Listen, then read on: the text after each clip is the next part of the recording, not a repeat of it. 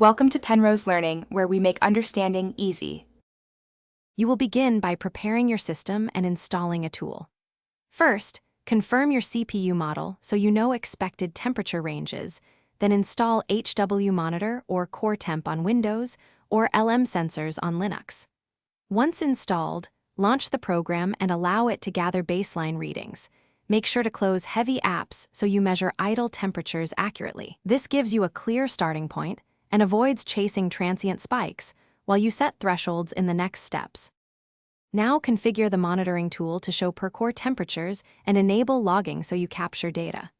Run a controlled stress test like Prime 95 or a Blender render for 5 to 10 minutes. This reveals sustained thermal behavior. While testing, watch clock speeds and any thermal throttling flags because they explain performance drops. Once complete, stop the test and compare logged max and average temperatures against manufacturer limits. This helps you decide if cooling improvements or profile changes are required. Finish by applying fixes and validating results. Tweak fan curves in BIOS or your vendor utility, and if temperatures are still high, reapply thermal paste or improve case airflow.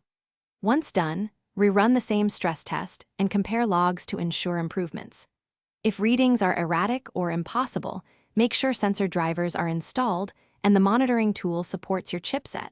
Sometimes switching software solves inconsistent reports. One key troubleshooting tip: noisy or fluctuating temps often mean a bad sensor driver or incompatible tool, not the CPU itself. Thanks for watching. If this was helpful, leave a like and consider subscribing. See you next time.